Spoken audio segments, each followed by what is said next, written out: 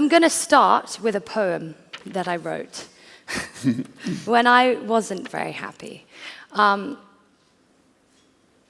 actually wrote this a year ago, but again, as if you know depression, it comes back. It's a reoccurring thing that you can't really swat away. Anyway, who am I? Who am I trying to be? Not myself, anyone but myself. Living in a fantasy to bury the reality, making myself the mystery, a strong facade disguising the misery.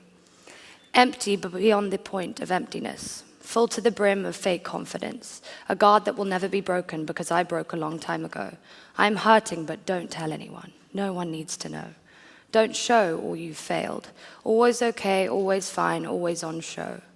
The show must go on. It will never stop. The show must not go on, but I know it will. I give up. I give up giving up. I am lost. I don't need to be saved. I need to be found. Basically, it's kind of just the same reoccurring thing of, not knowing who you are and feeling lost. And that's really, in one sense, I think, must be why you're incredibly popular, because that's a kind of a feeling of alienation that a lot of young people have, whether they're a model or not these days. Yeah, and I think, again, this started when I was about 15 years old. I was at school. I really wanted to do well at school to please my parents, to please my family. I didn't really care that much about school because I knew I was never going to be very good at it. I think I pushed myself so far. I got to the point where I had a bit of a mental breakdown. Were you clever at school or stupid? I was one of those people that just did enough work. Lazy. But again, I have very bad learning disabilities. Though, if you look at my writing, it's not good at all. It's probably like a 9-year-old boy, if you know what that looks like. But I was, just pushing past. So I got to the point where I went a bit mad. I was completely suicidal, didn't want to live anymore. I thought that I was completely alone. I also realized how lucky I was and what a wonderful family, wonderful friends I had, but that didn't matter. I wanted the world to swallow me up, and nothing seemed better to me than death, which is completely insane.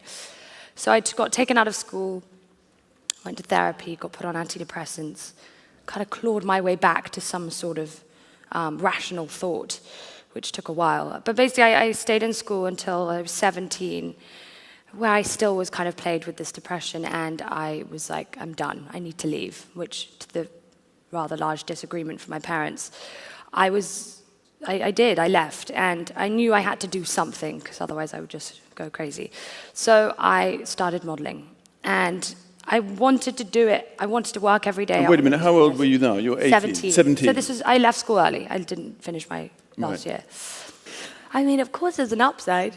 Yeah, there's been a lot of upsides. And you... It was more like the external life. I couldn't be luckier, more blessed, but the internal battles that were going on were just... I also felt like I never deserved any of it, that I was living someone else's dream.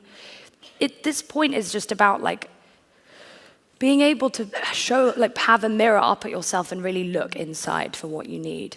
And what happened was I eventually said no, and I eventually took a break. But so I said no, I started writing. Writing was something that really saved my life. Again, so that poem probably came out then. It was like I would write, and I would read what I'd written, and it was like someone else was talking to me. I was like, what, is that how I feel? It was a very strange experience. And then after that, I found yoga, which was a huge thing for me. I didn't cry a lot. I thought emotion as a kid was a weakness. I thought that if you are emotional, that that's just a silly thing to feel. And when I went to yoga, I started yoga as a superficial thing because I was like, I want to be flexible and fit, like cool yoga people are. And I went in to meet my guru, yoga person, and he was like, why are you doing this? And I told him why, and he sat me down and we just started chanting. And I was like, are we not meant to be doing whatever? So I was chanting. I got so angry with myself. Oh God. And I broke through something and I burst into tears, which I hadn't done in years.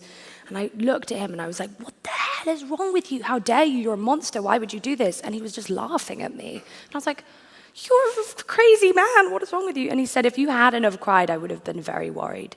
And I was like, okay. He was like, and also you realize that this is the first time you've actually looked at me in the eye.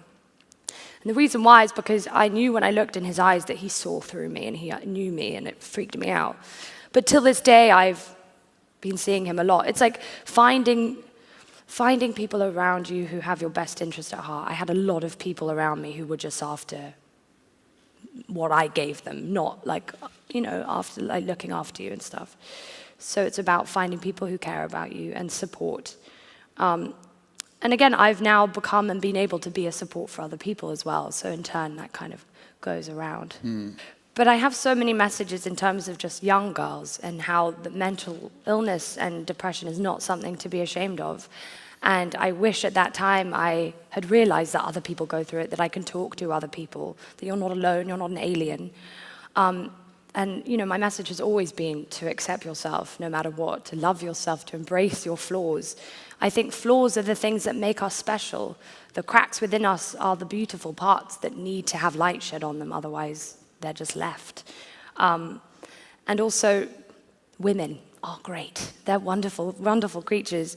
Women are the bearer of life, and I think it took an experience of going to a talk by a woman who dealt with so much.